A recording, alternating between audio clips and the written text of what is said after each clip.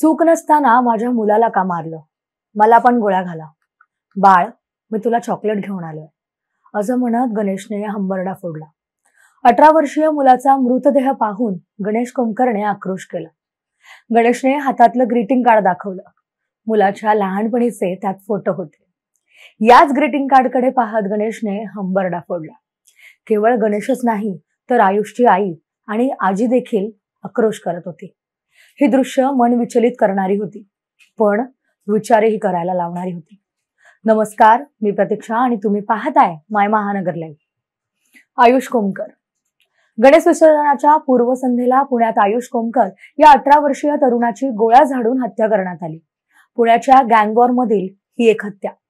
पुण्याच्या गँगवॉर मध्ये अनेक टोळ्या होऊन गेल्या, पण त्यातल्या त्यात आंदेकर टोळीचं गँगवॉर हे अधिक रक्तरंजित बनत चाललंय. विशेष म्हणजे या वॉर मध्ये हिट लिस्टवर आहे ती म्हणजे घरातीलच माणसं. आयुष कोमकरची झालेली हत्या हा त्याचाच एक भाग.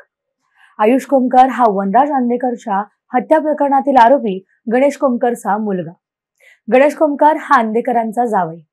संपत्तीच्या वादातून सप्टेंबर 2024 मध्ये गणेश कोमकरने सुपारी देऊन मेहुणा वनराज आंदेकरची हत्या केली. याच रागातून आंदेकर टोळीने बरोबर 1 वर्षानंतर गणेश कोमकरच्या 18 वर्षीय मुलाची हत्या करून बदला घेतला. 5 सप्टेंबरच्या रात्री 8 वाजता लहान भावाला शिकवणीवरून घरी घेऊन येत असताना आंदेकर गँगमधील दोघांनी आयुषवर पिस्तुलातून 11 गोळ्या झाडल्या. त्यापैकी 9 गोळ्या थेट शरीरात शिरल्या आणि आयुषचा जागीच मृत्यू झाला. आयुषचा तसा गँगशी काही संबंध नव्हता, पण बापाच्या कृत्याने पोराचा बळी गेला. आयुष कोमकरचा मृत्यू गणेश विसर्जनाच्या आदल्या दिवशी झाल्याने पोलिसांनी मृतदेहावर अंत्यसंस्कार करण्यास परवानगी नाकारली. याशिवाय आयुषचे वडील गणेश कोमकर हा नागपूर जेलमध्ये असल्याने त्याची पेरोलवर सुटका करून अंत्यदर्शनासाठी आणणार होते. त्यामुळे आयुषच्या मृतदेहावर सोमवारी अंत्यसंस्कार करण्यात आले. यावेळी गणेश कोमकरला पोलिसांनी स्मशानभूमीत आणताच गणेशने आयुषच्या मृतदेहाकडे पाहता आक्रोश केला. पोलिसांकडे पाहत त्याने माझ्या मुलाची काय चूक होती? काही चूक नसताना माझ्या मुलाला का मारलं? मला पण गोळ्या घाला, असा टाहो फोडला.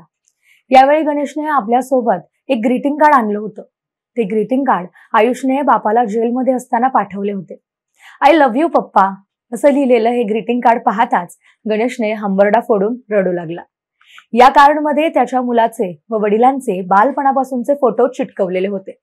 पोलिसांच्या कडेकोट बंदोबस्त आणि अंत्यशोककुल वातावरणात आयुषवर अंत्यसंस्कार करण्यात आला. एकीकडे हे सर्व चालू असताना पोलिसांकडून या हत्या प्रकरणातील आरोपींचा तपास सुरू होता. सोमवारी मध्यरात्री पोलिसांना मोठं यात यश मिळालंय. आतापर्यंत या प्रकरणातील एकूण 8 जणांना पोलिसांनी अटक केली.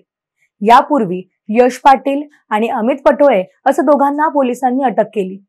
तर पोलिसांनी सोमवारी रात्री उशिरा महाराष्ट्र बाहेरून बंडू आंदेकर यांच्यासह स्वराज वाडेकर, तुषार वाडेकर, त्यांची आई आणि इतर 2 जणांना अटक करण्यात पोलिसांना यश आलंय. पोलिसांकडून या प्रकरणातून कसून तपासणी केली जाते. आयुष कोमकर हत्या प्रकरणाने आता पोलिसही सतर्क झाले, कारण टोळी युद्ध हे आता कुटुंबापर्यंत आल्याने कधी कोणाची कशी विकेट पडेल हे काही सांगताच येत नाही. त्यामुळे आयुष कोमकरची हत्या ही भविष्यातील नव्या गँगवॉरची सुरुवात तर नाही ना, असाही प्रश्न उपस्थित केला जातो. असो, तुर्तास इतकेच. अशा घडामोडी जाणून घेण्यासाठी माय महानगर लाईव्हला सबस्क्राईब करा, बेल आयकॉनला प्रेस करायला विसरू नका आणि सर्वात महत्त्वाचं म्हणजे हाईप करायला विसरू नका.